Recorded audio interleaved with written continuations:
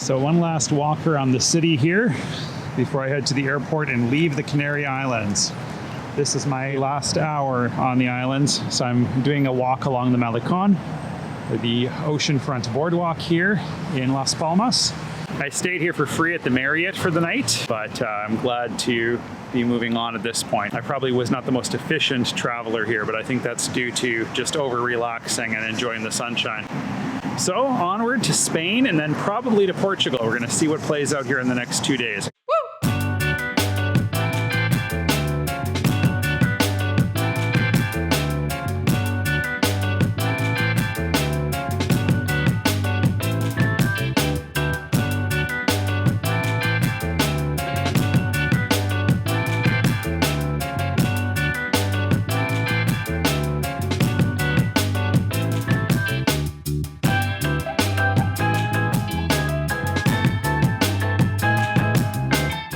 This is one of the beautiful beaches here in Las Palmas. There's quite a few of them actually in the city itself. So these colorful boats really remind me of West Africa.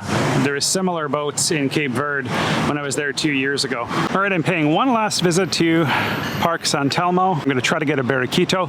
I only got 15 minutes before the bus to the airport leaves. The last bus that would work for me, so I gotta rush, but I should be able to make it work.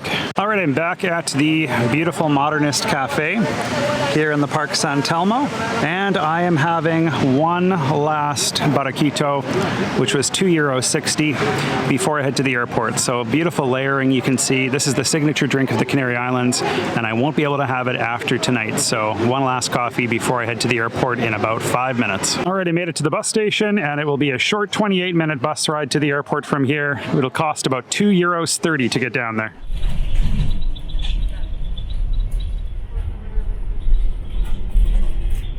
All right, I've made it to the Las Palmas airport with about 15 minutes to spare before check-in closes. From here, it's a 2-hour and 30-minute flight up to Madrid, Spain.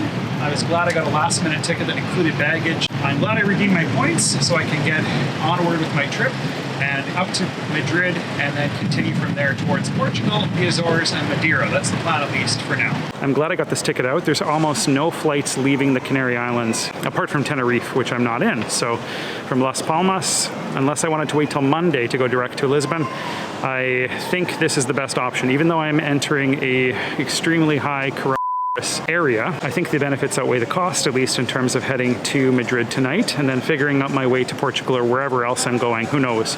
I might end up in the Caribbean. I have no plans for this trip, so we'll see what happens. But tonight it's Madrid. They've had over 1 million cases in Spain, so it is what it is. I gotta take it really cautiously when I get up there and make sure that I am playing it safe so I'm not exposed to anything. All right, my flight boards in just about 10 to 15 minutes, so I grabbed a Starbucks here at the only Starbucks that I've seen in Gran Canaria. So I'm off to the gate now.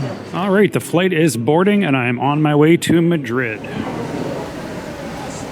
All right, I'm on board the flight, 2 hours and 30 minutes to go. The Iberia Express flight from Gran Canaria to Madrid, Spain would traverse almost 1,100 miles in just over 2.5 hours. The flight path would take us northeast across the North Atlantic and over the Spanish city of Seville before making our descent into Madrid-Barajas International Airport.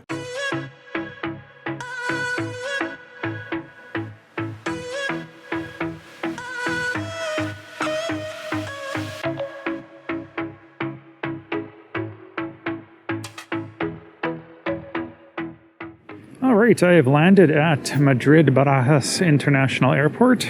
Not sure exactly what I'm gonna do. I wanna get the first flight out that leaves in about 6 or 7 hours. So I guess we gotta figure out what the plan is here. It's likely that I'm gonna stay in the airport for the night. The flight that I'm looking at getting leaves at 7 o'clock in the morning or so tomorrow, so it'll only be about a 6 to 7 hour sleep at best. And the chance to save $100 is tempting. So I ended up booking a ticket to Lisbon, Portugal. There's a bit of confusion. I asked a ticket agent about the current COVID restrictions.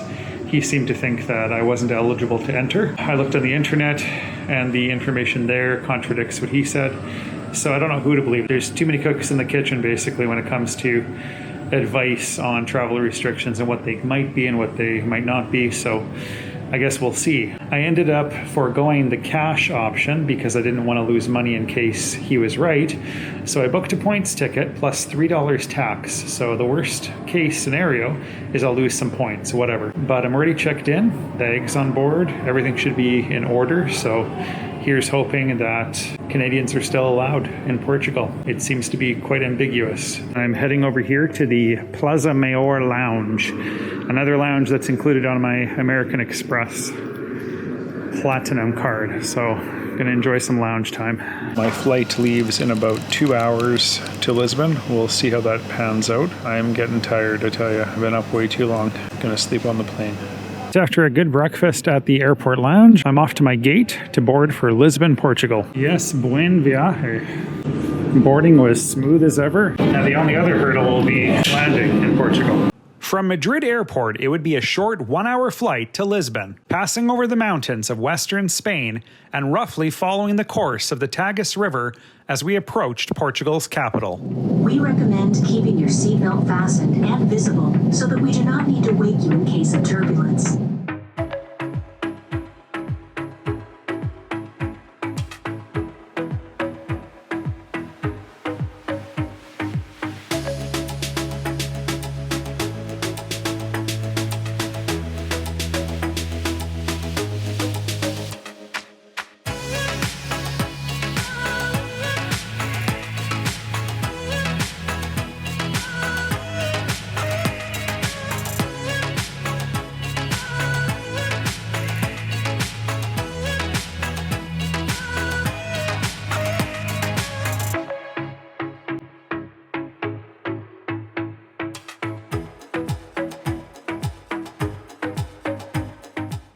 Alright, I am on the ground in Lisbon, Portugal.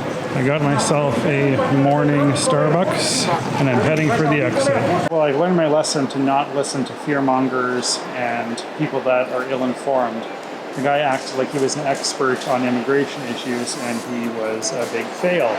So pretty much there's no restrictions here. If you're coming from a European country, an EU country, there is no problem entering Portugal.